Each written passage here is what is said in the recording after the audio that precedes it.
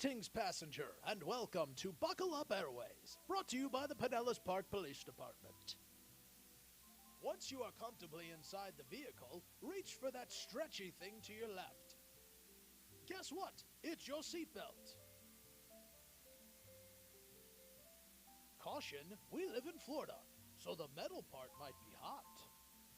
Told ya. Now all you have to do is take the metal part and click it in to the little square. That's it. You're all safely buckled in and ready for your travels. Thanks for watching Buckle Up Airways, brought to you by the Pinellas Park Police Department.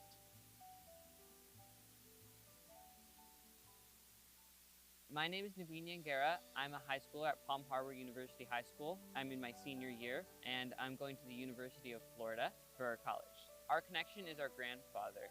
He served in the Korean War, so applying to that scholarship, for me, it was remembering all of the stories he told me and really trying to write about that significance and being able to honor him by winning that scholarship as well. He was Neil Johnston. He was in the Air Force. He was at the Ladd Air Force Base in Alaska, right next to the Soviet Union. So there was a lot of pressure and stress all the time. He told me that he would stay awake for 36 hours straight just because of all the stress. He would stay back and communicate with the planes, map out some of their strategies and their flight plans, making sure that everything was okay and safe. My grandfather was already a hero to me. I always looked up to him. I aspired to be as happy and joyous as he was. The more I learned about his stories, it was very easy for me to admire him even more. I am on stage today receiving this award.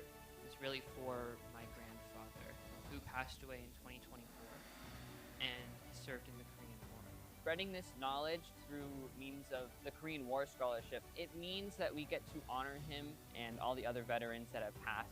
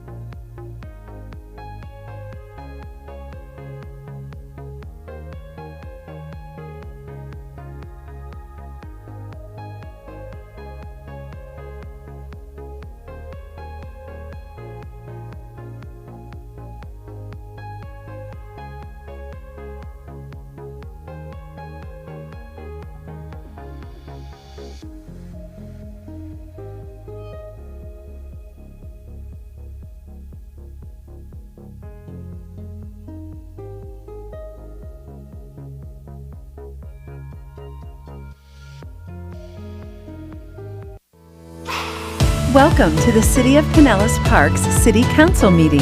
Our city offers superior parks, premium recreational services, exceptional public safety resources, optimal investment opportunities, and more. Our mayor and city council welcomes you to tonight's meeting.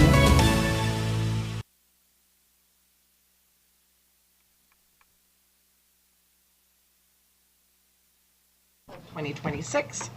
Calling to order our city council meeting. We will have an invocation and pledge of allegiance. Please rise if you wish.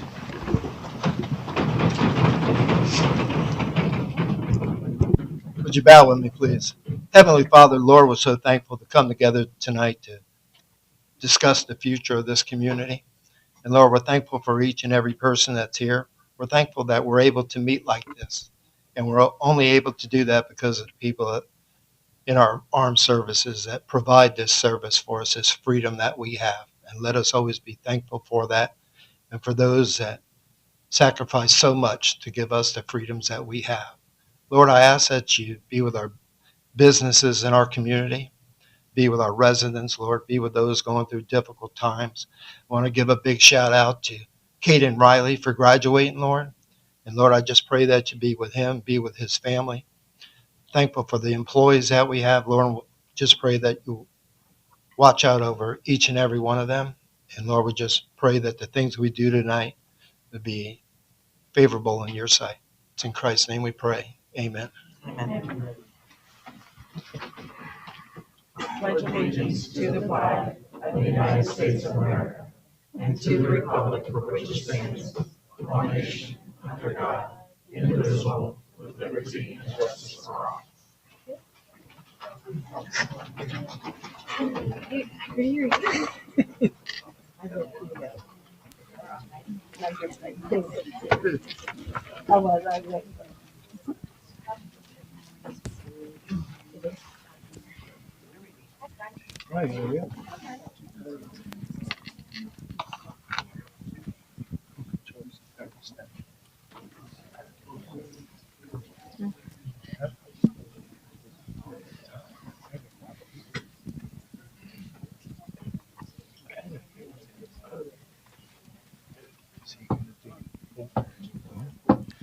We have a wonderful a proclamation this evening and several presentations.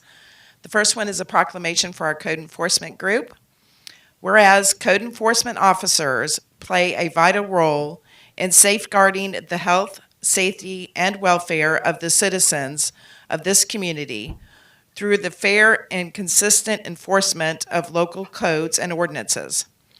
And whereas each day, supported by the dedicated administration and the program staff, these professionals strive to provide exceptional customer service while enhancing the quality of life for all of the residents and preserving the integrity of our neighborhoods. And whereas code enforcement officers are highly trained, committed public servants who perform their duties with professionalism, integrity, and pride in serving their communities. Whereas the Florida Association of Code Enforcement has designated the first week of June as a time to recognize and honor the valuable contributions and dedicated service of the code enforcement officers throughout the state of Florida. Now, therefore, I, Sandra Lee Bradbury, Mayor of the City of Pinellas Park, Florida, and on behalf of the entire City Council, do hereby proclaim June 1st to June 7th of 2026 as Florida Code Enforcement Officers Appreciation Week and encourage all the citizens of Pinellas Park to join in recognizing and expressing appreciation for their dedication, their professionalism, and timeless service provided to our code enforcement officers and support staff whose efforts help to maintain and strengthen our community. And I want to present this to you guys today, and if there's anything you guys want to talk about. Good evening. Thank you all for being here, and just thank you for this proclamation, Mayor, City Council. So this group of folks, this is just a few of them. They are the unsung heroes, the folks that nobody wants to see at their doorstep, but they do so much more for the city, right? They do a lot for our agency and our organization that's unseen. They're crossing kids at school, crossing guards post, stopping with disabled vehicles, directing traffic during storms. They're out doing damage assessments. They're there whenever we need them, whatever the task may be. And they really are a very knowledgeable group that works very diligently every day to help keep this city very beautiful and keep up the integrity of our neighborhood. So we are very grateful for them. Thank you, sir.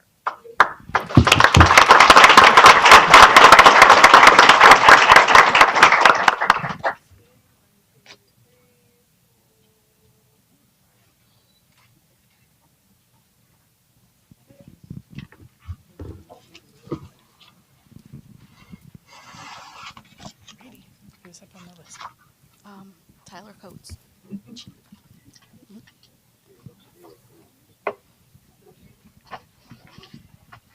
Tyler. All right, good evening, everybody. How did you know it was you coming up? Could have been Esther. Tonight, I get the honor and privilege of recognizing two of you going to do it? Two of our firefighters for hitting 10 years of service in the fire department. When you're a firefighter, you look at hitting three major milestones in your career. Year 1, you get off probation. Year 10, you're finally vested. You get your forever money. And then pivotal 25 years of service, and we get to retire. So tonight we get to recognize both these individuals for 25 years or 10 years of service. I'm going to read a little bit about them. They seem like twins, but Lieutenant Nestor said that, Coach, you're a copycat. So I'll talk about Lieutenant Nestor first. He started in 2016. He actually was a fire explorer with us, started in 2007, went off, did some other things, found his love for the fire service, and then he started in 2016. Rose to the rank of lieutenant in 2022. He is a SWAT medic, a paramedic, technical rescue technician, and currently serving as a lieutenant at Station 36 on the engine. So tonight you have your wife, I can't pronounce her name, Dorina, with him. So, and then Lieutenant Coates here also started in 2016. He also became a lieutenant in 2022. He is also on the technical rescue team. He is also on the SWAT team, and he's also a paramedic. So they wanted me to keep it short and sweet. I told Coates I would talk about his golf game. They lost to the Cops, unfortunately. A lot of disappointments in the department 2 weeks ago. He's getting moved to the B team. But extremely proud of you both. Love, when you guys got hired, being a young fire chief, you got to work with some of these individuals. And they started out their career on B shift. I was on B shift. I got to work with them as a blue shirt medic, working through my acting process with you guys. It was a fun time. It's still fun in this department. I love having you guys around. I hope you guys stick around for a lot longer. So.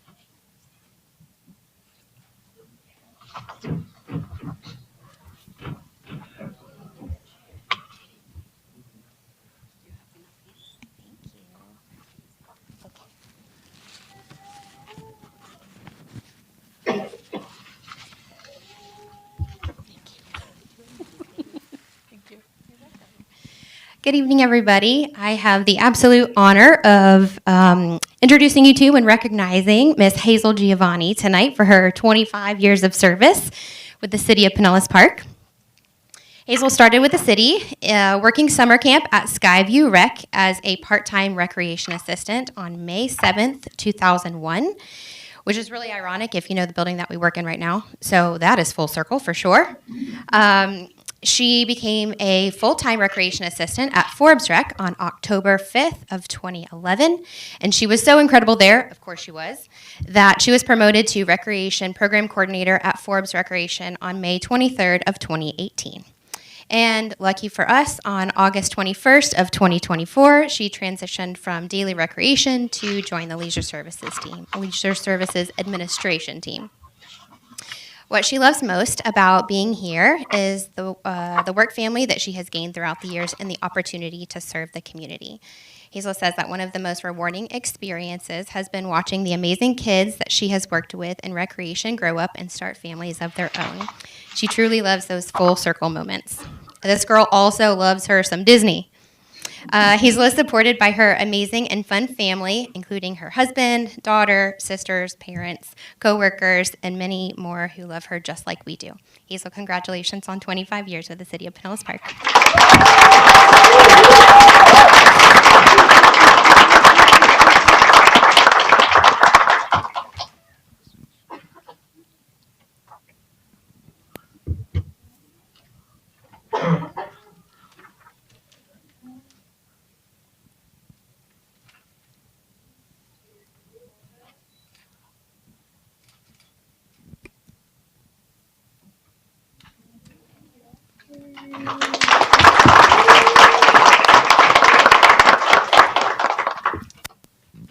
Lou Carvello, please. As Lou walks up here, 35 years of service. It's a long time. Before I read his bio, I want to say a couple things about Lou. Lou's a part of a very important group in Public Works, better known as Louis Vuitton. I know all the ladies know it's a very high-end brand.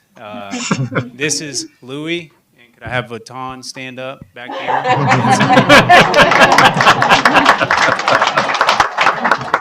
What makes Louis an amazing part of Public Works and a servant to the community is the quality of work that he produces every single day, the way he gives back to the community. He's not only an employee of the city, but he also serves as a volunteer, gives his time to many of the kids, teaching them soccer. Hazel, I'm sure he taught you when you were younger. He's been around that long. Lou's an amazing employee in Public Works. He's a foreman, but he's a working foreman. Each and every day when he's out, when we have any event, you'll see him and Vinny. They're the first ones there, they're the last ones to leave, and they always are working. They're never sitting down, pointing a finger, telling somebody what to do. And I hope he passes that on to all the younger folks that are coming up through the ranks and passes along his knowledge. Lou started his career with the City of Pinellas Park in May of 1991 as a streets and drainage, in the Streets and Drainage Division as an Equipment Operator 1. He was then promoted twice in the same year of 1995 to Equipment Operator 2 and then 3. He continued his work with the City of Pinellas Park, and in 2000, he transferred to the Traffic Division as a Traffic Technician. His most recent job reclassification was in January of 2024 to Senior Streets Maintenance Operator, and then in February 24, he was promoted to Public Works Foreman, where he currently serves. When Lou is not at work, he enjoys spending time with his family and friends. He loves to travel with his wife, Isabella, of 38 years. She's in the back. Many of you guys know her. She worked at Bank of America for many years and now retired. She helped me out a lot, so thank you.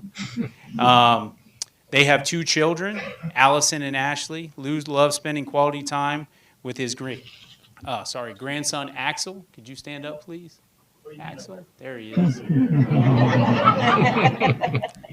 He enjoys watching professional soccer in person. He also, like I said, has been a volunteer with youth soccer for over 25 years.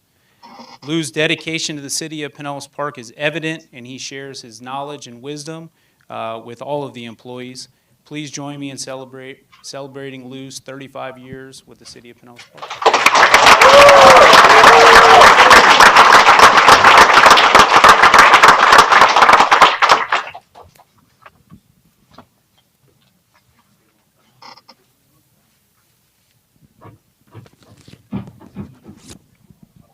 He was calling you, Benny.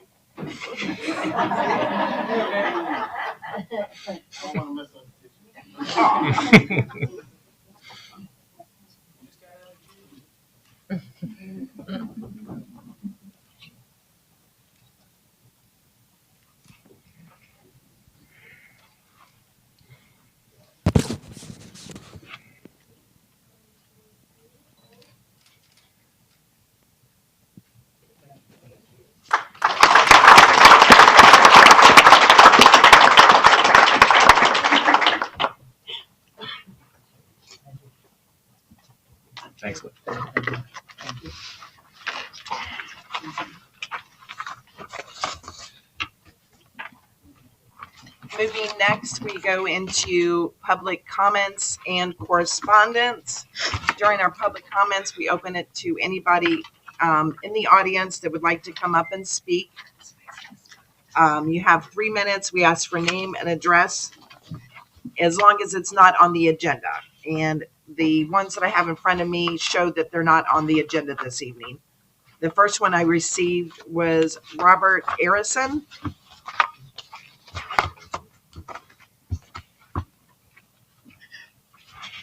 Good evening. Let me introduce myself to those who don't know me. I'm Robert Ayers. I'm the current mayor of Kansas.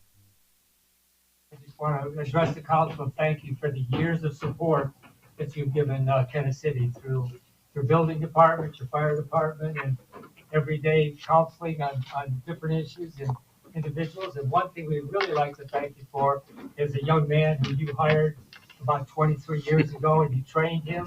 Unbeknown to you, you trained him excellently to become the city manager of Kansas City.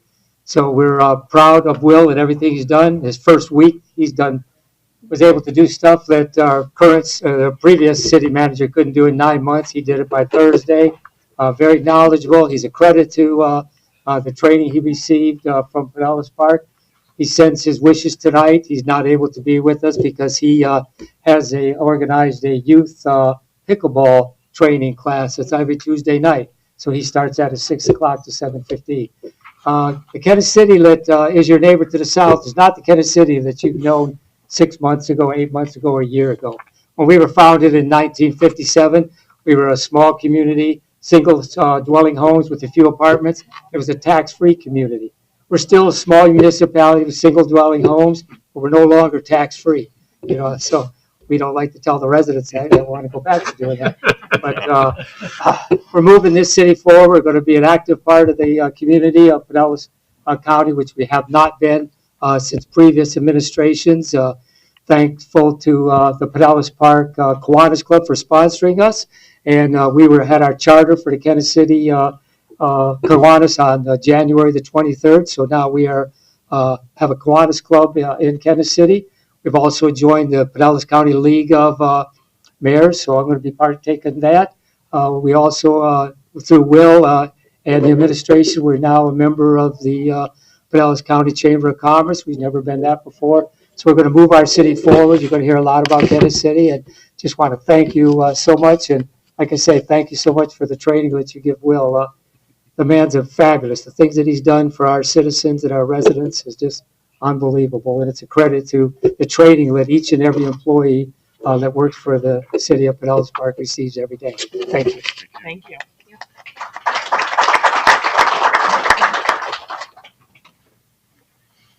The next one is Michael Lehman.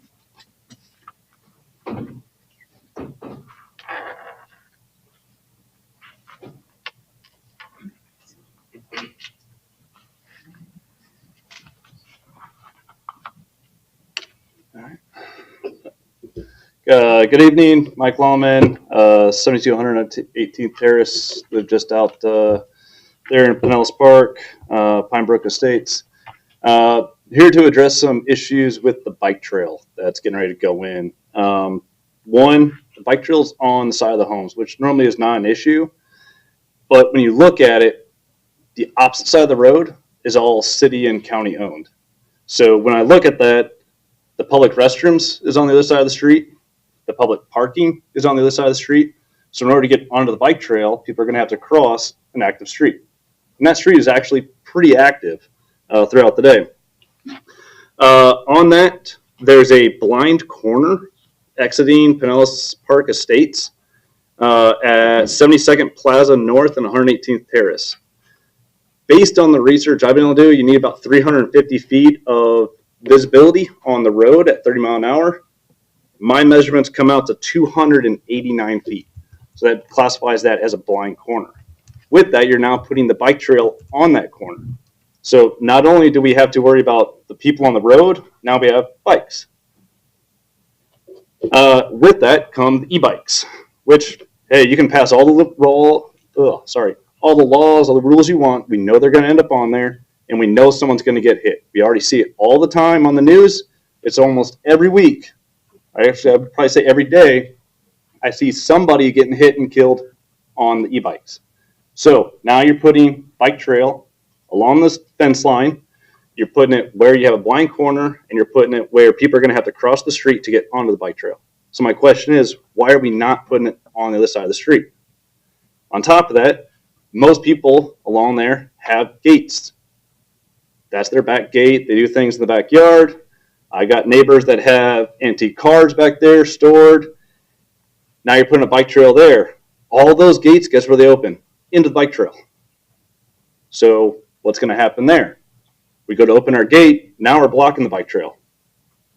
Are you going to make us change our gates? Or are you guys going to come through and change our gates? Or how's that all going to work? Because I open it, now we have an issue. If you look at it, being on the neighborhood side, you have 10 neighborhood exits, and you have 8 businesses that bike trail has to cross. If it's on the other side, you have 1 neighborhood exit and 7 businesses that it has to cross. So I again ask, why are we putting it on this side of the road? I'm not complaining that's going behind my house. I'm complaining that it's now a safety issue that we got to look out for. Because I guess I would ask you guys, hey, are you willing to go up to the neighbor or the people that get killed on that bike trail because they're going to get hit and say, we had to wait till about 10 people got killed. Now we'll look at moving the bike trail. That's it. Thank you.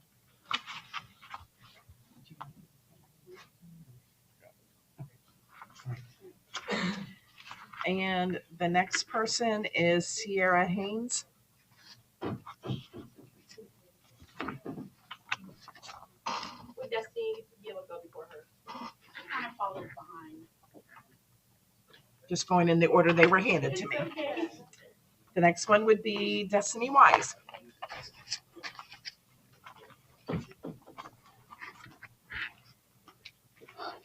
Alrighty. Good evening. My name is Destiny Wise, and I'm the mother of my 7-year-old autistic child who is sitting with us today. On Tuesday, May 19th, he was dismissed from your Broderick Recreational Program. Sorry, address for the record as well, please.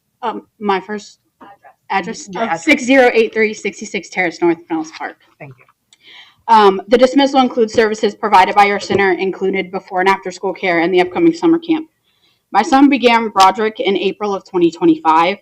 I chose the center due to the community facility, and I live here. I also chose the center because it offered the adapted, inclusive, and sensory-friendly programs that you guys so establish with your programs. Due to him being on the spectrum, the availability of the sensory gym, known as the Chill Room, further reassured me that my son was in a safe environment. While the initial adjustment was challenging due to establishing new routines with an autistic child, I was very transparent with your management on my son's need.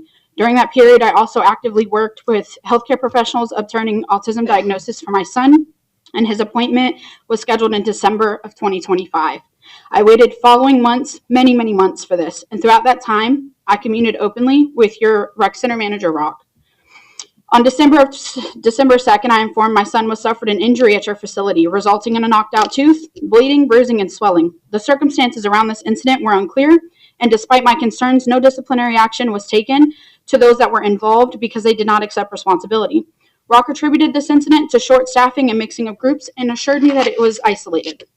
Following my son's official diagnosis on December 5th, I presented his behavior evaluation to Rock, Mike, Heidi, and Kelly during a meeting we all held in February. We were assured that procedures would be in place to support my son's attendance and care according to all of his needs. A subsequent meeting with me, Rock, and his coaches, Angelina and Nick, my son, myself, we were all reinforced and shared commitment to clear communication and constant support. Despite early positive feedback of my son's progress, I later learned that coaches documented ongoing behavioral issues without sharing daily updates with me. Starting on May 4th, they were electronically kept but never shared regularly. From early May until the dismissal, my husband and I received frequent calls almost on a daily basis to pick up our son due to his behaviors, although your rec stated I never answered my phone calls.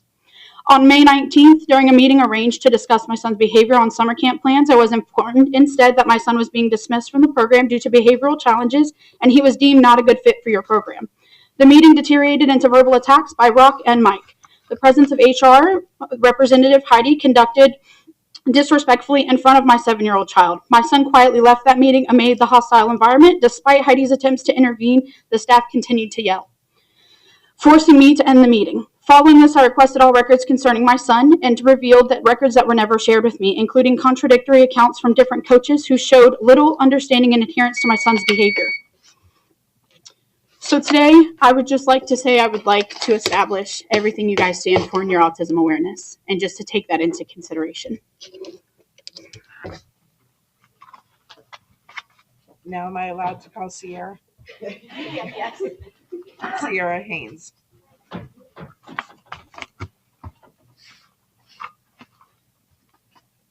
So sorry, I'm trying to find my notes. Okay, my name is Sierra Haynes, 4095 78th Street North, St. Petersburg, Florida. Good evening, everyone. My name is Sierra Haynes. I'm Latrey's auntie, but he calls me TT. Latrey started going to Broderick Recreation Center on April 24th of 2025. I later applied for a recreation assistant position in late October. During the interview, I told Rock and Mike that I was in the process of trying to enlist in the military, and for that reason, I was denied the job. Later in November, during an event that was being held at England Brothers Park, I ran into Rock. He asked me how was the military going. I told him it was put on hold. He then proceeded to tell me to reapply and that he would hire me. During that interview, it was Rock, Mike, and Kelly from HR. I made it very clear that Latrey was my nephew and that he is highly attached to me. At the time, they insisted that it wasn't a problem. Rock told me I would most likely be put in Group D with the older kids. On January 7th of 2026, I started my first day. Rock told me I would be in Group A, which was Latrey's group. As time went on, they decided to put me in Group D so that we could be separated, and during this time, I was asked to not be his auntie on the job. However, when it was convenient for management, they would pull me away from my group to assist with my nephew. On May 19th, 2026, Rock, Mike, and Heidi from HR dismissed my nephew from Broderick Recreation Center.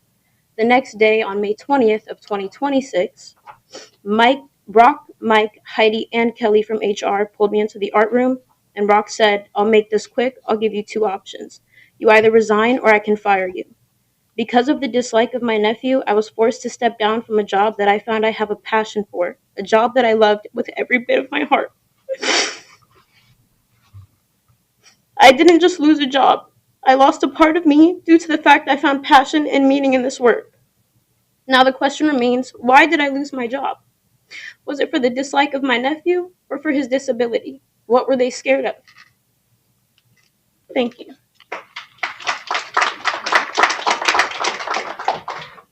The next one that I have in the stack is Barbara Brummel.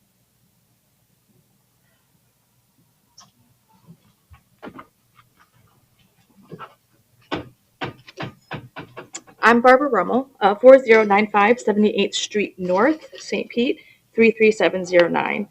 I would like to finish my daughter's letter. So in continuing, no, I'm sorry, my oldest daughter is Destiny. My youngest daughter is Sierra. So my oldest daughter, Destiny.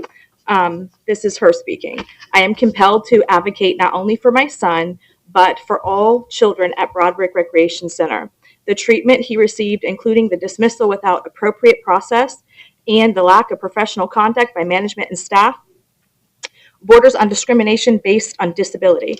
Notably, another autistic child currently enrolled at the center continues to face unfair treatment. This letter signifies my demand for accountability, improved training, professional conduct, and inclusive care for all children served by your facility. I believe no child should endure neglect, mistreatment, or discrimination while in care. Thank you for your immediate attention to this serious matter. Sincerely, Destiny Wise. So that was the finish of her record. What we're asking here today is that if there is a budget allocated to these rec centers to have staff who are, let me back it up. I'm so sorry. They have a sensory room, but do they have the staff who can manage, take care of, and support these children with disabilities or on the spectrum?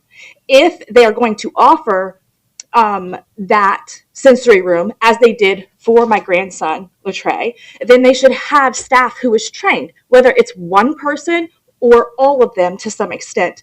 And if our tax-paying money is paying for staff And if there is charitable contributions paying for these rec centers and the things that they do in our community, why isn't there a budget there for a behavior specialist to be able to be in these rec centers who can help with these situations? It is easy to blame. It is easy to blame a child for being bad or having bad behavior. That is easy to do. What is hard to do is to help them through it.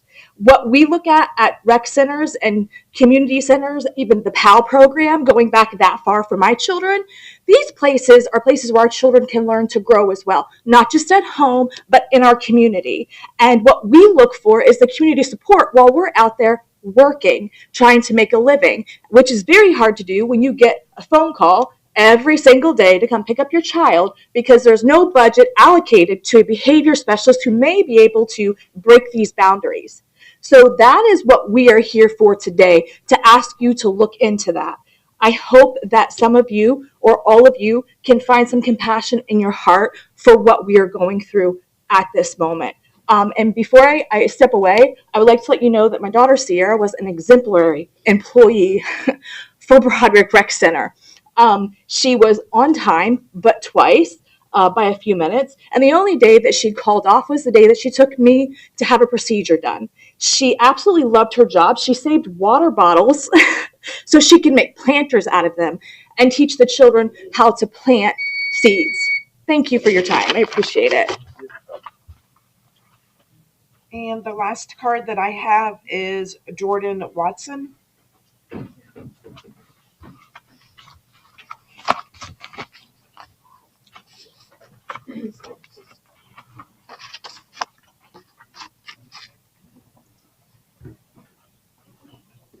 Hello, I'm Jordan Watson, 4095 70th Street North. I'm going to read a statement from Latrey Wise's kindergarten teacher from last year. She was unable to be here today, but she did write a statement. I had the privilege of teaching Latrey Wise in kindergarten during the 2024-2025 school year. Latrey is a sweet boy who thrived in a secure, safe learning environment. Latrey had a few minor behavior infractions, but never hurt myself, meaning her, or any of the other students when frustrated. He knew how to calm himself down using the calm down corner, breathing techniques, and sensory toys.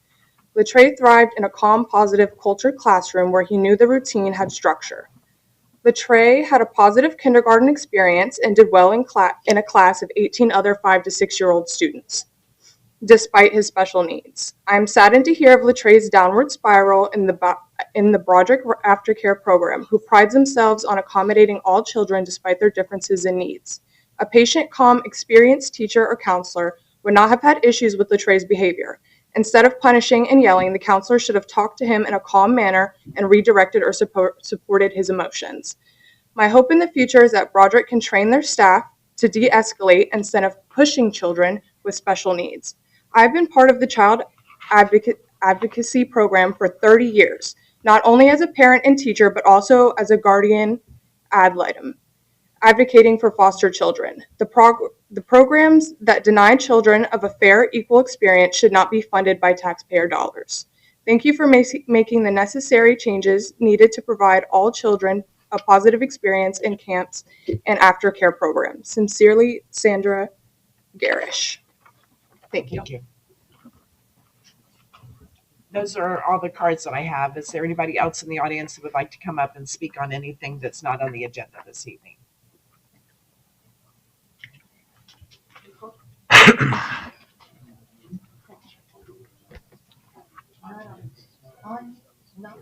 Not on the agenda.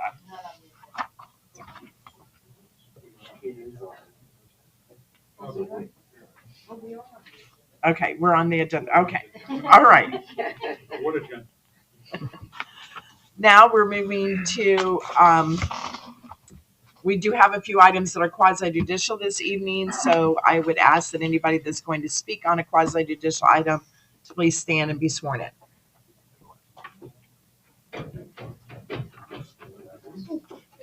You swear to tell the truth, the whole truth, and nothing Yeah, but the if truth? you guys are here to speak on item P1, which is the ordinance 2026-15, Those two back there. yeah, you're going to want to stand up. And then the other And then, includes residents, anyone wanting to comment on it. and then also on item P2 and P3.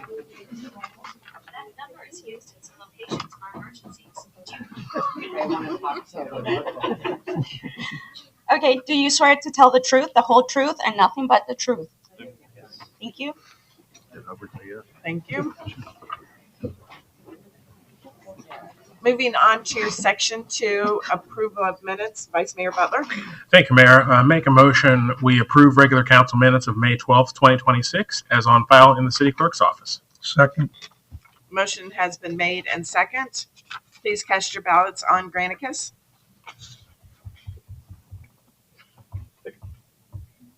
Motion carried unanimously.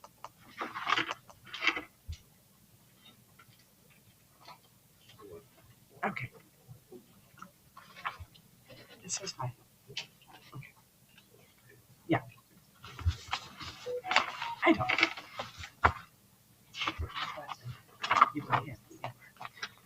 All righty.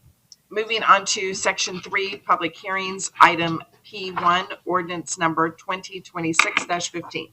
Ordinance number 2026-15, an ordinance of the City Council of the City of Pinellas Park, Pinellas County, Florida, amending the city's official zoning map by providing for a change in the zoning district from rural residential RR to single-family residential R3 for a certain parcel of land generally located at 11227 60th Street North, and more particularly described in Exhibit A, which is attached hereto and made a part hereof, certifying consistency with the city's adopted comprehensive plan, providing for repeal with ordinances or parts of ordinances in conflict herewith, to the extent of such conflict, and providing for an effective date. Thank you. Can you speak up a little bit? I'm having public hearing. I will do so next time. Item P1, ordinance number 2026-15. Public hearing, second and final reading. It is quasi-judicial. I will not be voting on this item because I work for the firm that is bringing it forward to City Council. I am opening the public hearing and turning it over to City Council staff. Mr. Todd Byron. Thank you, Madam Mayor. Good afternoon, everyone. My name is Todd Byron. I'm a senior planner with the city, and I'll be presenting item P1. So item P1 is a request to rezone this property from rural residential RR to single-family residential R3 for a future single-family residential subdivision. Here we have an aerial image of the subject site. The property is located generally at 11227 60th Street North, which is just north of 110th Avenue. Here we have a land use map showing the property is designated as residential low. Here we have a zoning map showing that the existing zoning is rural residential RR.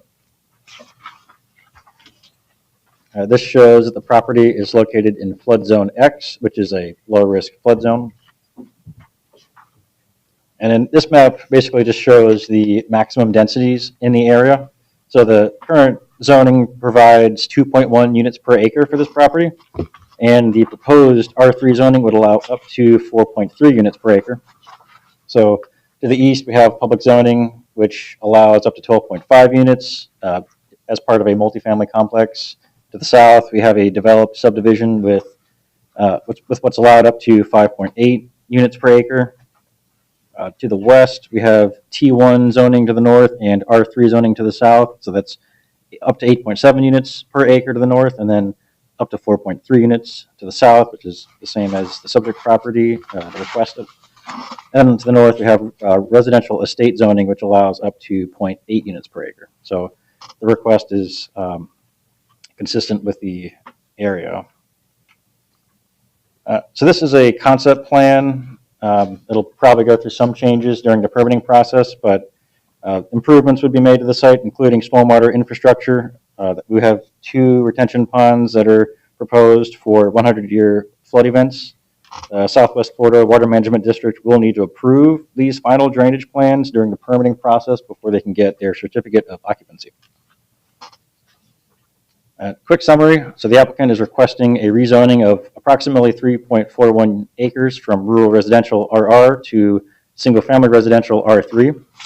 The existing residential low land use category is compatible with the proposed R3 zoning district. Some findings. The request to rezone to single-family residential R3 is consistent with the existing conditions in the surrounding area, and the requested zoning map amendment is consistent with the goals, objectives, and policies of the adopted comprehensive plan, as well as the regulations of the Land Development Code. On April 2nd, 2026, the Planning and Zoning Commission recommended approval of this case. And I'm here if you have any questions, as well as the applicant. Vice Mayor Butler. Thank you, Mayor. Todd, I'm sorry to put you on the spot, but can you just give us a recap on this piece of property as far as, excuse me, the prior request before this? Yes. You don't have to go super deep into it, but just for everybody's benefit. Yeah, so there have been a couple of requests over the past few years. At one point, the proposal was to develop a 14-lot single-family subdivision. That was in 2024. Last year, it came through for a 10-lot subdivision, and now a 9-lot subdivision is proposed. And then one more. Sorry. Yes, sir. And Todd, if what is the maximum allowable houses they could put on it as it's currently zoned? With the current zoning, you can get up to 7 houses. Thank you. Is there any other questions for Todd before I open it to, well, it is open, but for the applicant? Councilwoman Patty. How many houses are on the subdivision below it? To the south, it looks like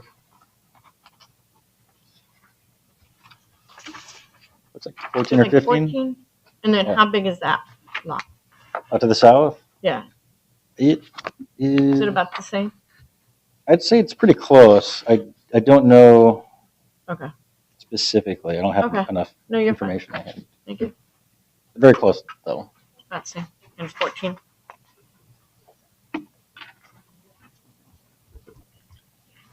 Any additional questions for Todd? Seeing none, would the applicant like to come up and speak on this item?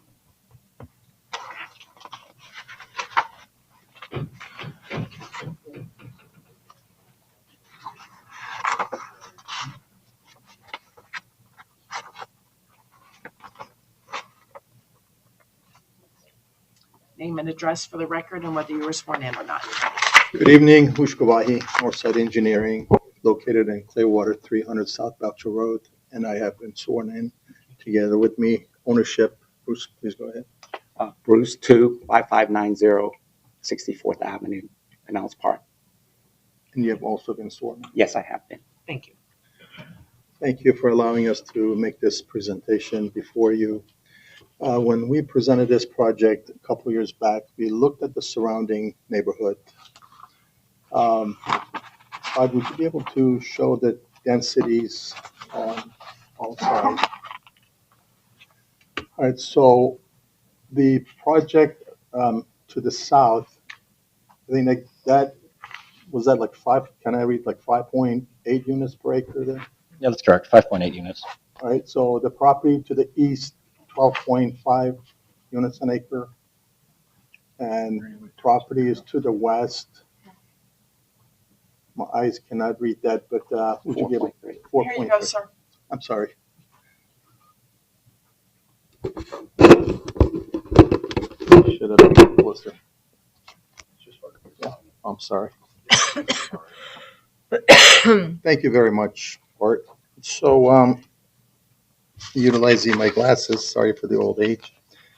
So anyhow, to the east, to the south, and to the west of us, the density is way beyond 4.3 units an acre. So when we presented this project, we said to ourselves, and I discussed it with Bruce, that, we are going to be much less than all the surrounding properties except the property to the north. And property to the north is less dense right now because no one's developed it. And I'm thinking that in the future, whoever wants to develop it will probably come back and, ask for rezoning. So we had submitted plans with 14 lots, and then we compromised with 10, and now we're compromising again with 9 units an acre. 9 units total. Now, although R3 allows for 4.3 units an acre, we have a cap. I think it's a PD, Todd. So we have a cap on that. In other words, we're not looking to, even though R3 allows 4.3 units an acre, we're building 9 lots, which means 2.6 units an acre. So when you multiply the number right now, what we're asking is only 2.6 units an acre. So I don't know what else to really state here. Bruce, do you have anything you would like to add? Just much less than 3 sides of us, and property to the north, again, is, it's rural, because I bet you in the future they'll come and ask for more. So anyhow, we're open for any questions. Vice Mayor Butler. Thank you, Mayor. I know we're not in the weeds here on this concept plan, but can you speak to what is Lot 5? Like, what is that at the end? That's one big lot, and chances are ownership will probably own that. Okay, so got it. Thank you.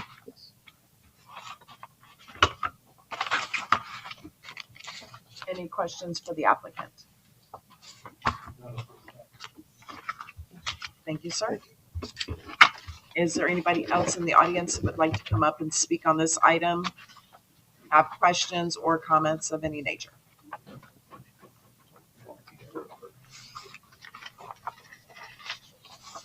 Name and address for the record and whether you were sworn in or not, please. I was sworn in. My name's Dino Pinto, and I live in Forest Square at 11443 61st Street North.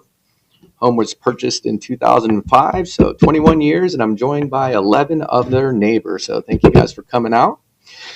We're not anti-development. We are asking whether the city's existing infrastructure, drainage, stormwater systems, roadway capacity, and can realistically support 20 additional homes in the area that already floods. These 2 developments could add roughly 45 to 55 new residents, 35 to 55 additional vehicles, and approximately 150 to 180 added vehicle trips per day on 60th Street and surrounding roads. Our neighborhood, Forest Square, already experiences regular flooding issues during heavy rain events. This does not include hurricanes.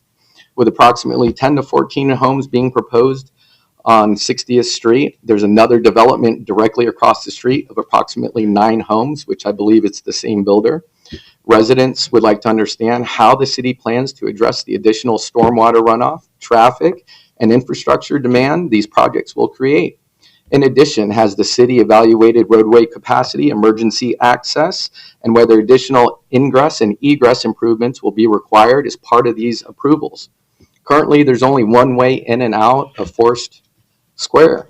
The city's own emergency access requirements say more than one fire department access road shall be provided when it is determined that access by a single road could be impaired by a vehicle congestion, condition of terrain, climatic condition, and other factors. Has the city and fire marshal evaluated whether a single roadway access point remains adequate, considering existing flooding conditions, new potential traffic congestion, and the cumulative impact of both developments? Residents are requesting clarification on the following concerns: stormwater and flooding. Where's the stormwater runoff being directed? Will existing drainage systems and storm drains be upgraded? Will retention ponds or added mitigation systems be installed? Has the total flooding impact of both developments been evaluated together? Traffic roads. Will 60th Street require road improvements? Will sidewalks or pedestrian safety improvements be added? Will traffic calming measures be implemented? Has the city evaluated the increase in daily traffic from both developments combined? Trees and green space. Has a tree survey been completed? How many mature trees are being removed?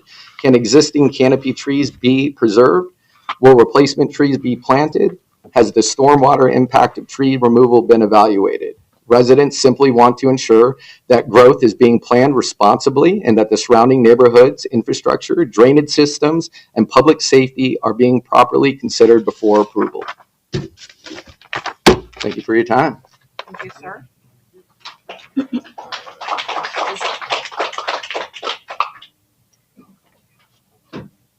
Next, please. Thank you. Hi, my name is Rick Woodcock. I live at 11470 60th Lane North, Foursquare. And like Dino said, we're not opposed. Sworn in? I was sworn in. Thank you. We're not opposed to development, and I believe in free enterprise, but the city needs to do their part as well and make sure that the existing infrastructure, which was deficient to begin with, is going to be able to support the additional demands on it. As all of you know, Bryan Dairy Road went in and sometime after 1998 and basically created a dam and hemmed us in. Our neighborhood, if you've ever driven to Foursquare, and emergency vehicles, not only is there one way in and out, there's 8-foot ditches on both sides of the road. If somebody breaks down in the middle of the road, there's no way to get around. But the completion of Bryan Dairy bypass or overpass has essentially created a dam for any runoff that heads north from 110th Street. All the runoff runs north into our neighborhood. When I bought my house 5 years ago, I was told they were built in 1980 and has never flooded until they finished up Bryan Dairy. Once they put that in, the flooding problems began. Some of our other neighbors have lived there much longer than me and say the same experience, that prior to Bryan Dairy going in, that the water flooding wasn't an issue. The Cross Bayou is a protected wetlands that goes from Tampa Bay all the way through to Johns Pass, and that has to be taken into account. So we're just concerned about what the city's going to do to address the existing overburdened infrastructure, the ability for Cross Bayou to handle that runoff water before they let more houses go in. And like Dino said, there's a second development going in at the same time right across on the other side of 60th Street from the one we're proposing here. And if you looked at this, if you go out to the bigger map, just a few hundred yards to the north of that is where it drops down into our neighborhood.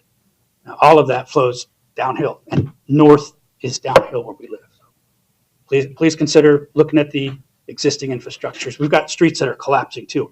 Both the corners in our neighborhood, the streets are caving in for some reason. They come out and spray paint on the road and say we'll be back, and we never see them. So we're hoping you guys can address that as well.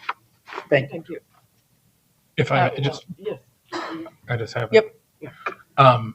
I just wanted to let you know and just clarify on the Cross Bayou issue that there's active conversations ongoing with that. What's really tricky about that, and you're absolutely right of where it goes, is that it goes through about 3 or 4 or 5 different jurisdictions of its entire, as it goes from end to end. So we're actively having conversations on that, but that is not a one entity solution on that. But I appreciate it. And it's bigger than just Foursquare.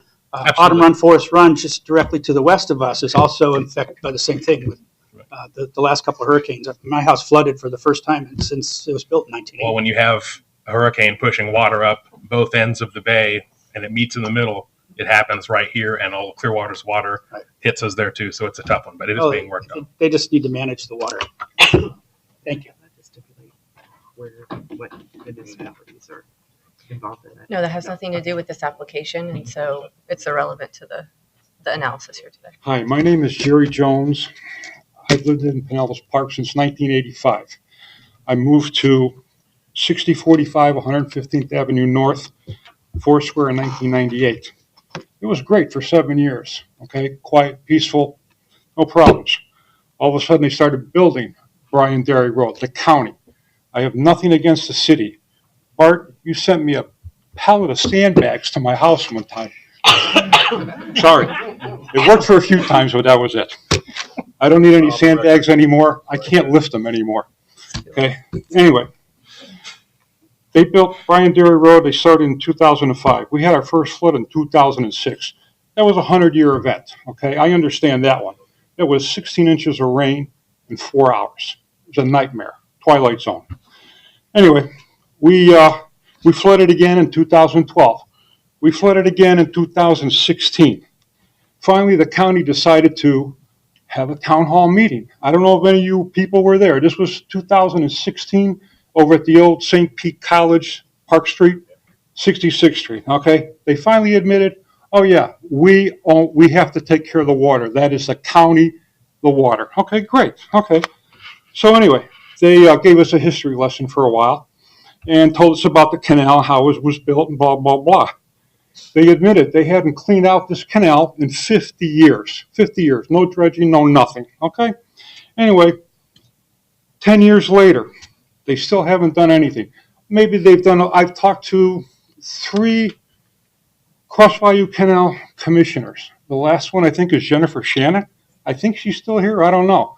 Somebody from the county should be here because this is a water issue. But anyway, that's the county. I have no respect for the county. They haven't done anything. Kathleen Peters, I have never seen her in 20 years, but if you're on the beach, she loves you. Tourist development taxes, I know all about it. I worked on the beaches for 40 years. Anyway, so nothing's been done. Also, let's see here. Tourist tax dollars anyway. The county is not our friend. That I know. They can't even fix a problem that they created 20 years ago when they built Cross Bayou Canal, or I'm sorry, when they built Bryan Dairy Road. They knew that that canal was never dredged out. You think they'd do that beforehand? Anyway, so here we sit, and now you guys want to build, the developer wants to build houses? Like he said before me, we need to get that canal dredged out and cleaned out to give us a chance. I've been I can't do any more sandbags. 6 times I've been flooded, and when nothing's been done in 10 years, and now we want to get more development. Seems like the cart before the horse. Thank you for your time. Thank you, sir.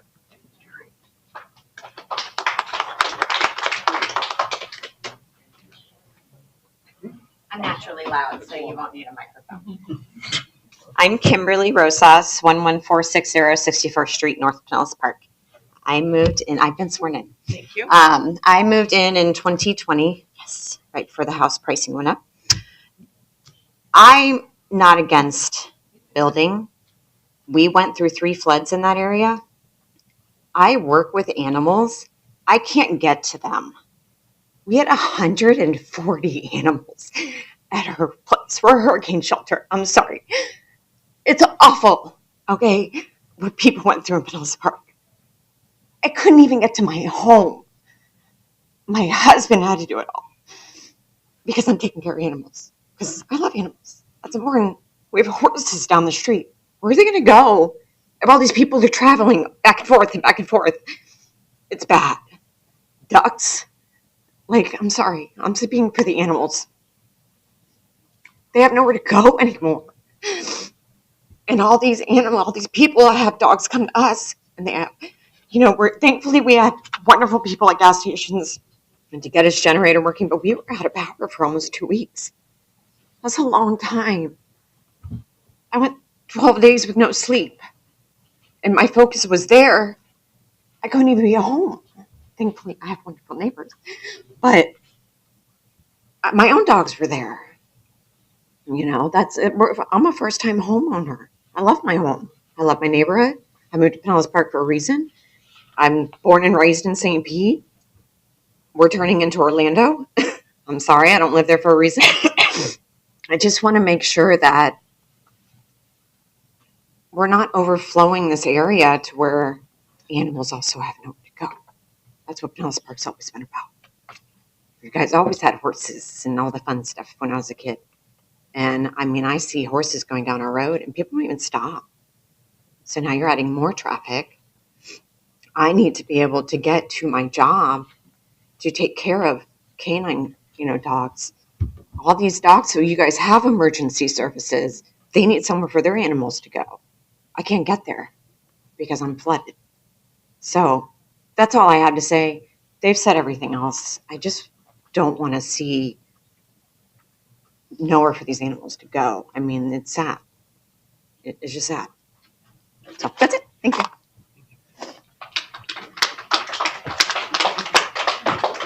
Hi, my name is Prithviraj Kargu. I live at 11469 68 Lane North, part of the same group at Forest Square, and I have been sworn in. I know the focus of this group is going to be on the hurricanes. It's not just the hurricanes that are flooding us. It's a heavy rain. I drove by there on Saturday night. The ponds were full. In July of last year, no hurricane. Heavy rain for about, I would want to say 2 hours. We had water in the streets. We had water in the streets next to Jerry's house, next to Alex's house. It's a pure flooding problem. The runoff all the way from 110 flows directly back to our neighborhood. And I don't know if it's the Cross Bayou. I'm not here to address any of that, but I'm here to say the runoff is directed at that neighborhood and taking up green space without any additional retention ponds. I can't see how that's not going to affect us in a negative way. In addition, the Cross Bayou has water gauges. These water gauges have been on for forever. There's been no water gauge data since August of 2025, since last year. That's from Cedar Point on up. So now we can't even see what impact a 2-hour rain is going to give us. Previous to that, I can say, okay, it's raining for 2-3 hours. There's a spike in La Crosse Bayou at Cedar Point of this many feet. That's not available anymore. So I would just like the city to take all of this into consideration. Thank you.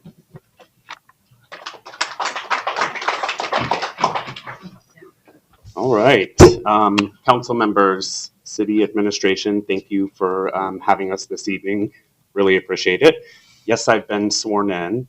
My name's Brian Rothy, and I am a lifelong resident of Pinellas Park.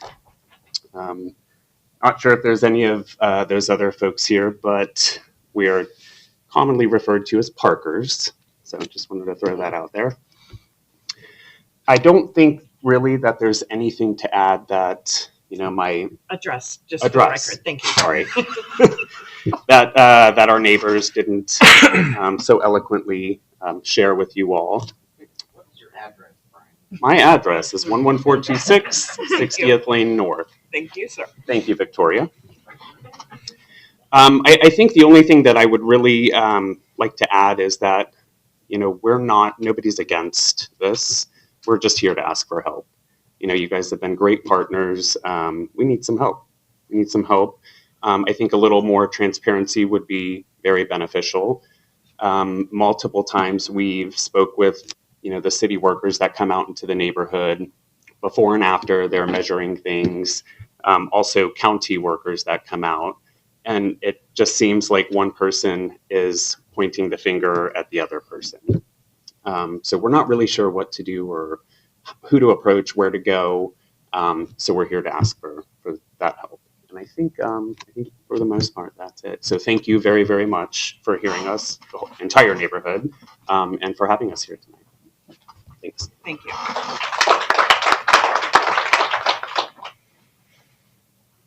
Is there anybody else that would like to speak on this item?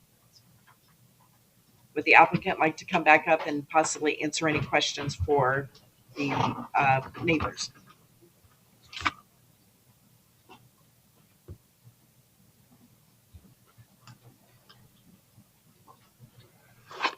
More than happy to.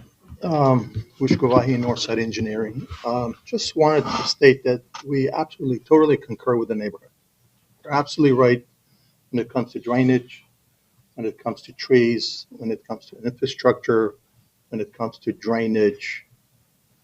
All of that we absolutely, totally concur with. And it is a part of any land development. In other words, when a site plan comes in, your wonderful staff reviews for drainage, the wonderful staff reviews for infrastructure, for sewer, for traffic, landscaping, all of that. But what's before you tonight is merely rezoning. So we're not here to really describe how we're going to address any drainage comments. It is something that your city staff and Swiftmud Water Management District Board will review and it's the government's concern in all aspects to make sure that the site plan with all those requirements, all the regulations meet your code. So I respect everybody that's here. We'll address it for drainage, for retention pond, for whatever the code basically allows. Again, we're here tonight merely for rezoning. I'm more than happy to answer any questions. Thank you. Councilmember Seville. Yes, thank you.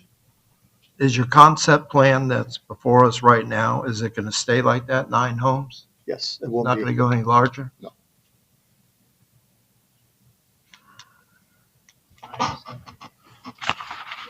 Right. We compromise, as you recall, from 14 down to 10. Right. And another iteration of compromise is 9, which is 2 units more than what the code allows. So if you go in just to take that just another step, if 7 units are built, we still have to deal with Swiftmud, with drainage, with infrastructure, with utilities and all that.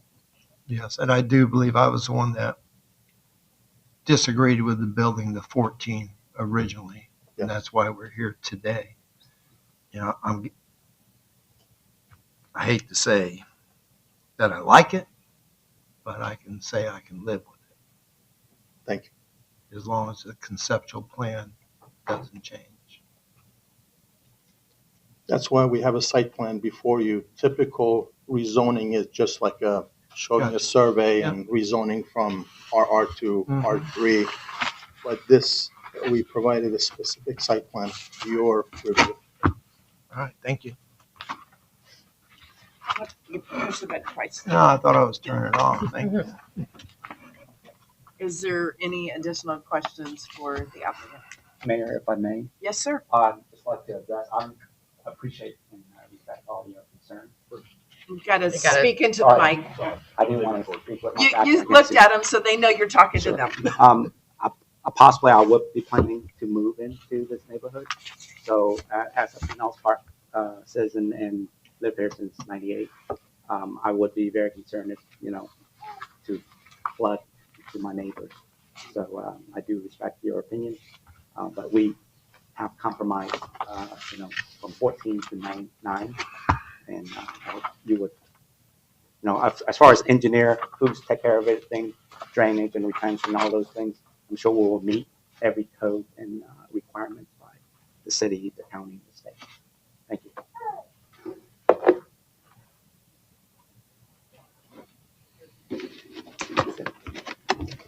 Thank you. Thank you. I think that's, no more questions. Closing the public hearing at its second and final reading, and entertain a motion by City Council.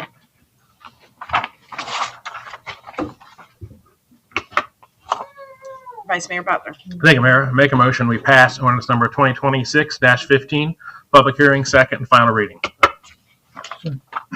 Second. I have a motion and a second. Please cast your ballots on Granicus.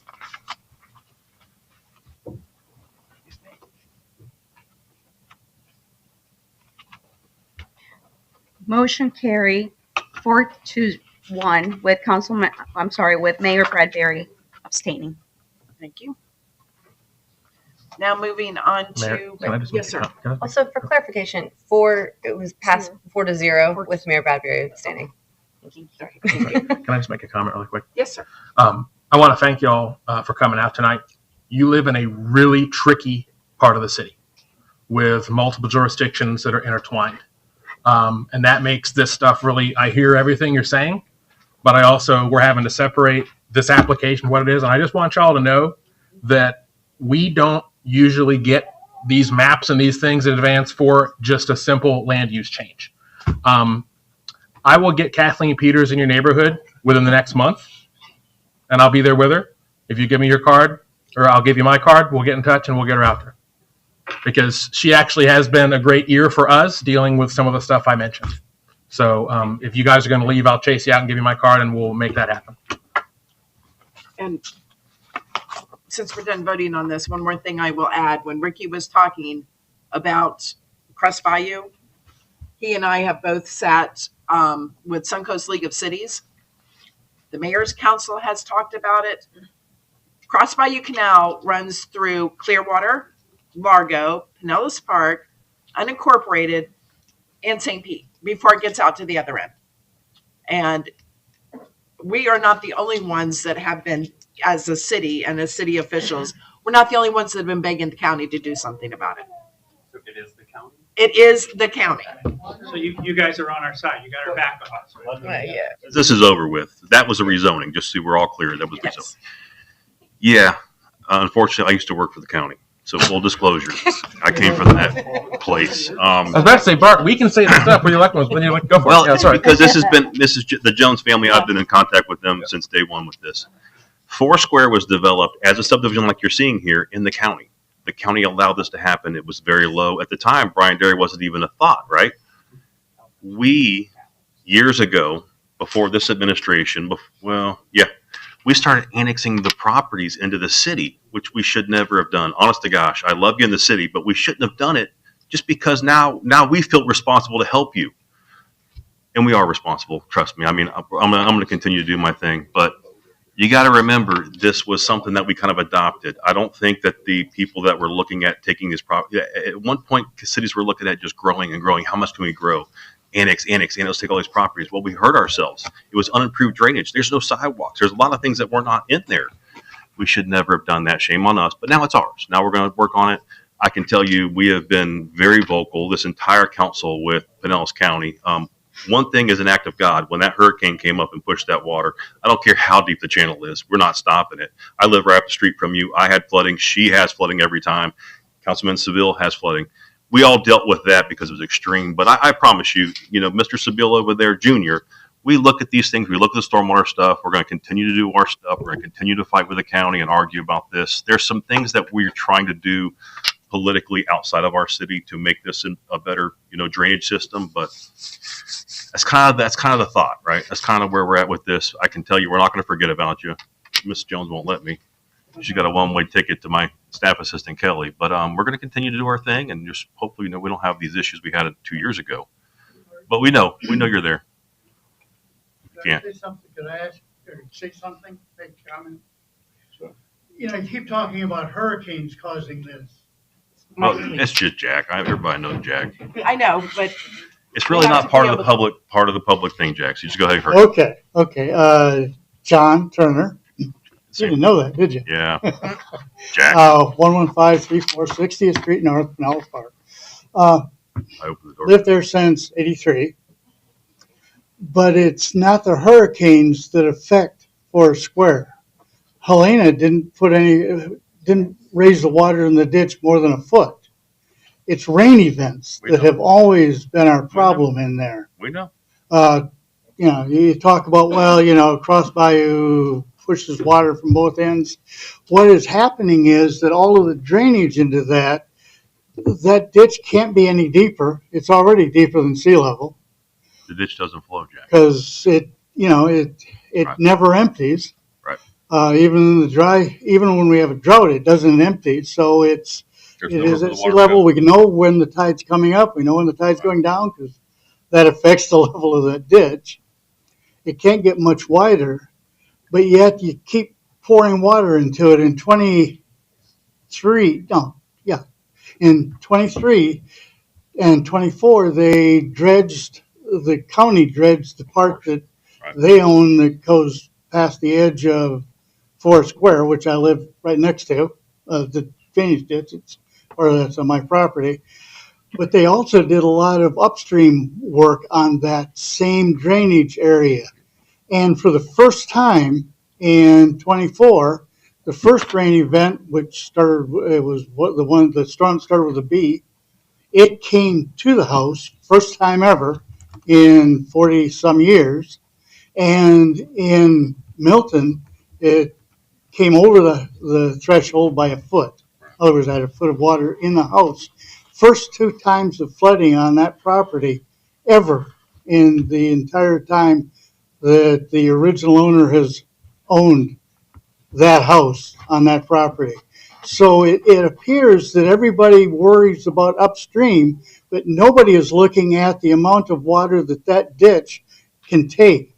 And we're just asking if you can redirect some of that drainage area, either south or across Brian Dairy into the other. We have very few major drainage conveyances in the city, very few, and that is our main one for the entire north side of the city, including Pine Brook. All the way from US 19. Jack, even bigger than you think. It's huge. Yeah. All of our water goes to that. That's our exit. When the Gulf of Mexico is here and our water can't get to it, that's our problem. There's a couple bottlenecks outside of our city. I'm not really going to go too deep into this that we're working on with the county and some private subdivisions that we really need to fix to keep that flow. But when that water gets up here and that water's over here, but my house, it keeps being developed without looking at the drainage ahead of time. We have to always look at the drainage. There's no question. In fact, I'm not going to go to this because it's preliminary, but there's 2 drainage ponds on that thing that will absolutely take all the water from those 9 houses. Okay. And we have to do that. Just so y'all know, we have to look at traffic. We have to look at water and sewer. We have to look at stormwater. The state requires it. Remember, I know where you socialize, and I'll bring that up to you. All right, Jack, you had enough time. Thank you. Councilwoman. The only thing I'm going to say is, in addressing the person, everybody knows that I'm the agriculture person around here and development and green space and so forth, is that you need to pay close attention to Tallahassee. You need to make sure that you speak loudly to the representatives up there because they're the ones that are taking our power away from being able to regulate development. So all these green spaces and all of these things that they're doing, it's not us. They literally are taking it away from local government to say yes or no to development. So if you're worried about the horses and the animals and so forth, I'm going to tell you that's the place to really start talking to them, to all those farms. It is, and that's just a big part of it. I don't see So- any advantage of any. I'm sorry? I don't see any advantage to putting that many houses in. It's gonna be it'll be disadvantaged rather than. I have to interrupt. I I'm can't- sorry. yeah, I can't, The but if you application just- is yeah. closed. It's already been decided on, and there's It's already- something else on this property may come before the council. So I'm just going to ask that conversation on this topic. One more thing, if you don't mind, on communication. I started to talk about that and I got lost way late. The last flood when Milton came through, we were allowed back into our property and we were found out days later that a sewage pumping station had malfunctioned. My wife went down and talked to the workers what was going on. They said, oh, this thing pump failed and all this water that came in here was contaminated with sewage. This was after all of us had been let in. We're all in our houses handling things, moving things around. And we found out days later that the sewage was there. And you guys, or not necessarily you guys, but it was known that that pumping station failed. No communication. So that was another problem. I was looking for a public works director. Well, I won't go too deep because Erica's yelling at me already. Yeah. I'm going to yell at you some more too. This is a separate. This is separate. Okay, all right. If there's floodwaters in the roadway or anything, there's sewage in it. The sewage is underground. It's going to come up in that floodwater. Always consider when you have floodwaters, no matter where it is, there's sewage in that water. That's just it. Especially that manhole. I'm not a Floridian. Welcome.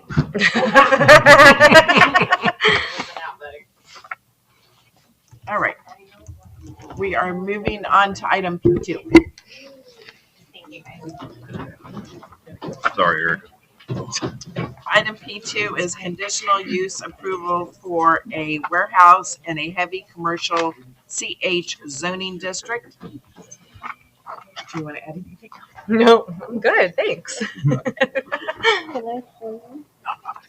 Public hearing first, go out and visit with her. Public hearing first and final reading, quasi judicial. I'm opening the public hearing and turning it over to Kira. Hey everyone, I'm Kira Brown, Planning Coordinator with the city. I'm going to be presenting items P2 and P3. So the request P2 is a conditional use approval for a warehouse located in the CH Heavy Commercial Zoning District, and P3 is a variance to reduce the minimum stacking distance from 25 feet to approximately 9 feet for a warehouse located at a dead-end road. Here is an aerial map. The subject site is located at 6520 116th Avenue North. The land use is commercial general. Zoning is heavy commercial. Here's a flood insurance rate map. So the subject site is located within the X flood zone, which just means it's a low risk flood zone.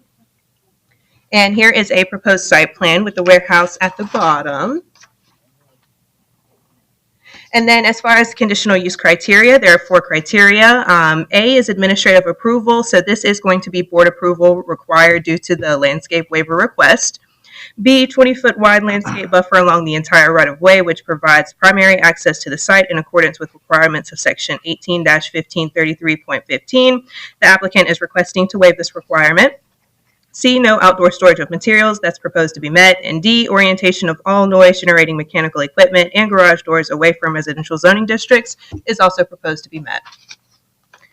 And then just as a short summary, the applicant is requesting conditional use approval for warehouses, storage, mini warehouses, and wholesaling establishments, which is a conditional use in the heavy commercial zoning district.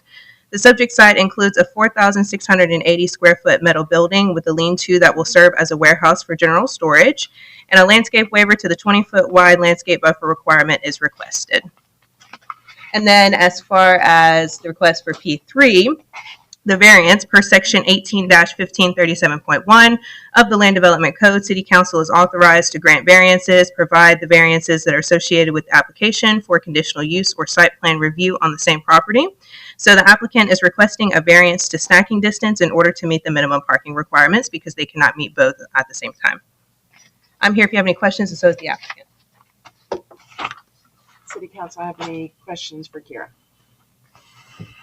I have one question for you, Kira. Yes. And if you can't answer it, then the applicant hopefully can. The landscape buffer, they're just asking for the buffer to be minimized, not the landscaping. Yes, that they're just the supposed to buffer. provide. Yeah, just the buffer that's a part of the conditional use criteria. Thank you. Would the applicant like to come up and speak on this item?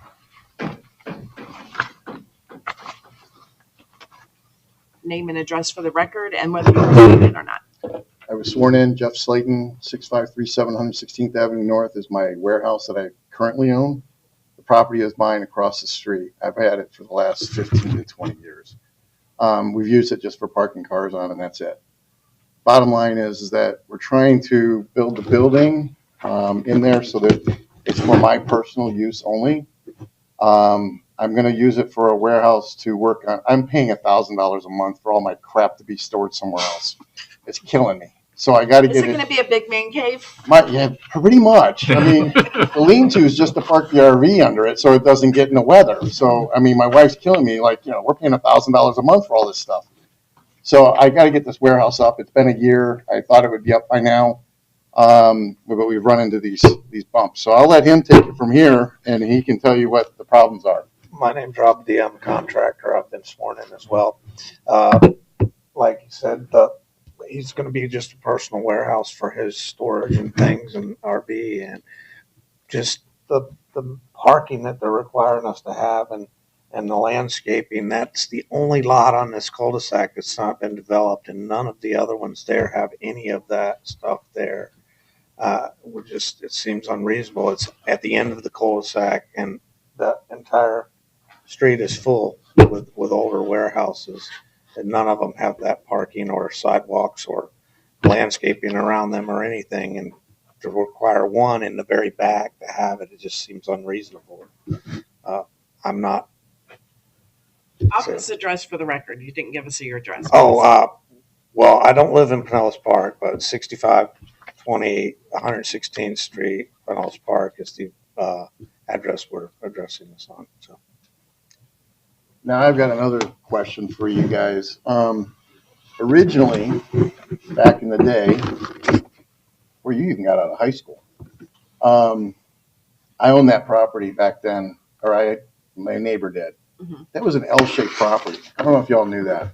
It came from 66th Street down and then connected onto 116th Avenue. So it was an L-shaped property. There was no easement in the back of that building at all. Like, you could have literally built a building horizontal across the two properties back there, and then nobody would have said anything because there was none. So now, they divided up the property a few years back when I bought that corner, and then that straight piece that goes out to 66th Street, which is now Roto-Rooter, they own that strip going straight up. That was one piece. If there's a parking issue, why can't we just slide the building back 2 feet and give us the room that we need to accommodate for your parking issue?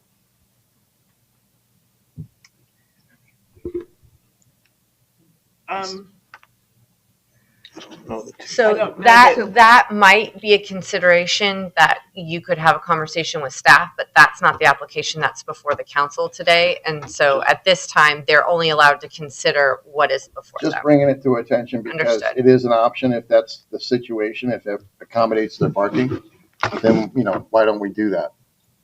Yes, so the parking requirements, all parking has to be on the site. So if that portion is included with it and it's all one property, then you would be able to include that. But if they're separate, it has to be on the property, the subject property. So how much parking do you need? I mean, for me alone, I'm going to have, 3 cars there? Hold on. This applicant's in for you're kind of messing your own little thing up here. Oh, well, I'm just trying to figure out what she's looking for. Yeah, so. Okay, I get that.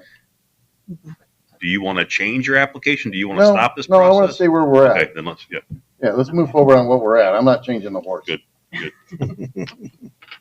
And just to answer, we have the kind of throwing the stones that everything else around there.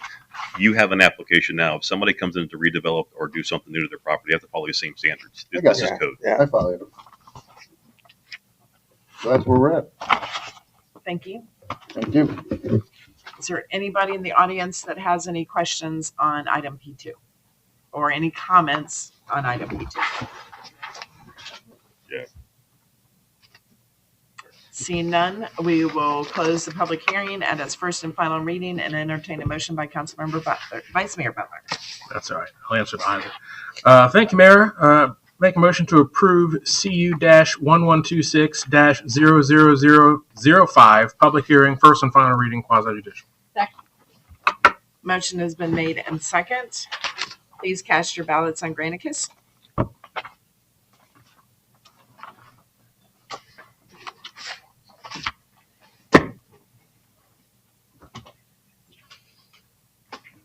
Motion carry unanimously. Yeah, it finally went through. Okay, moving on to item P3. Variance to reduce the minimum stacking distance from 25 feet to approximately 9 feet in the heavy commercial CH zoning district. Thank you. Item P3's public hearing, first and final reading, is quasi-judicial. I am turning it over to Kira to see if there's any additional information that needs to be added from P2. Yep, no additional information for me. I'd like to take the presentation from P2 and enter it into the record for P3. Thank you. And this is a variance for their stacking. Yes, for the stack. The driveway, basically. Yeah. Thank you. Does the applicant have any additional information that they would like to provide for that? No. Thank you. And I do not see any additional questions from the area. I was going to make a motion. Okay. I am closing the public hearing at its first and final reading and turning it over to Patty. Thank you. I make a motion that we approve variance -0426-00020, public hearing, first and final reading. Second motion. Motion has been made and second. Please cast your ballots on Granicus. Motion carry unanimously.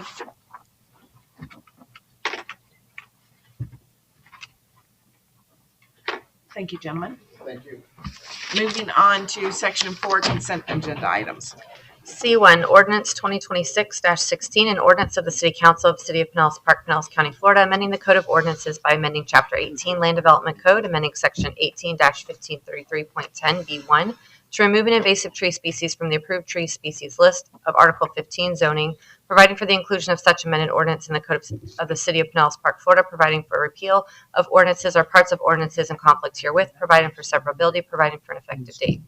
C2, authorization for the City of Pinellas Park to grant a utility easement to Pinellas Park Water Management District, PPWMD, for the property located at parcel 27-30-16-31392-000-035.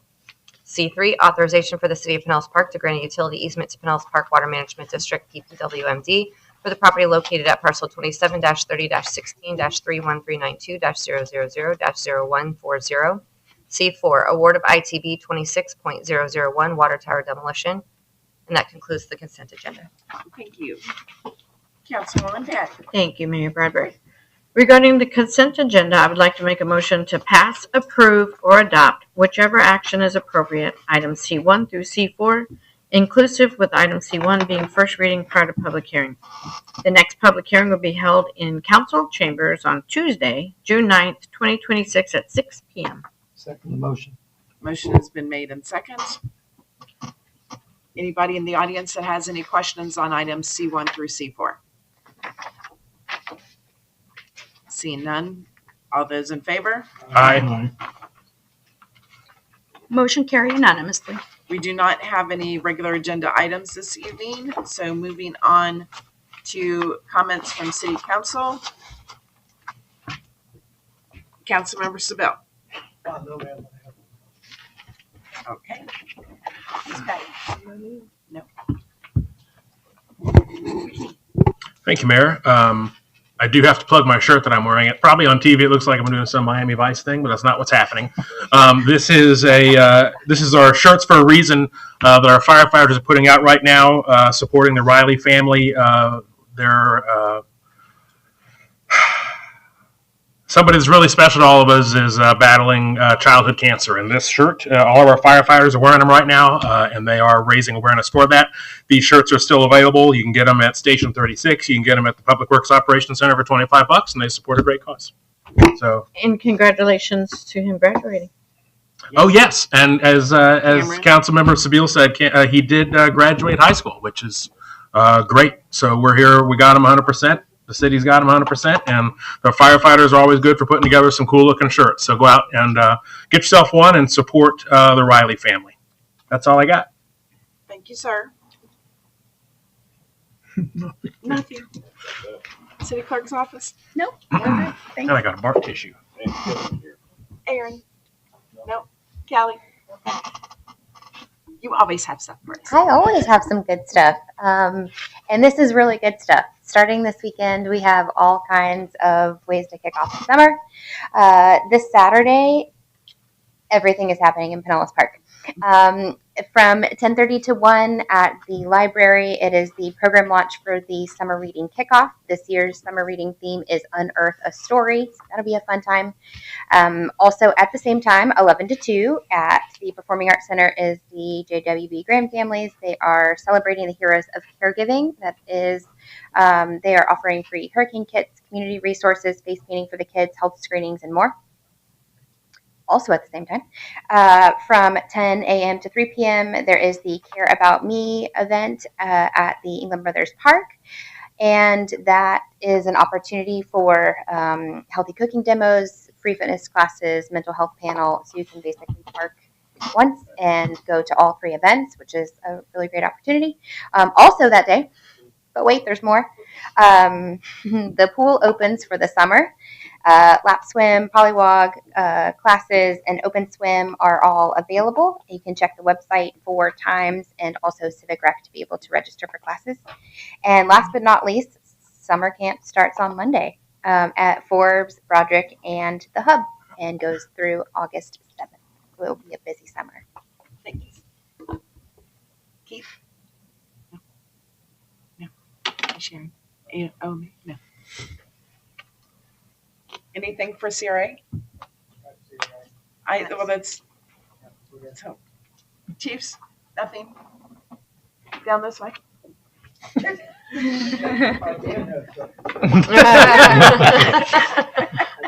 Do not.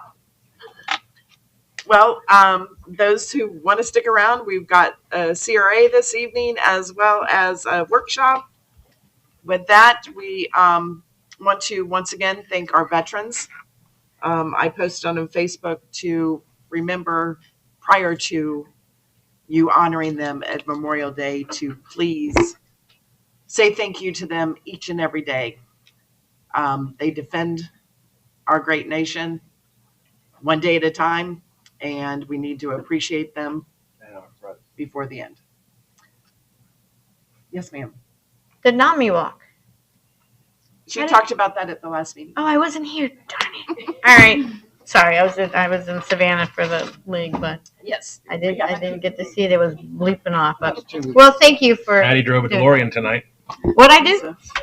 Back to the Future. Oh, jeez. So, with that, we hope that everybody has a blessed couple of weeks. This meeting is adjourned. We got a couple minutes.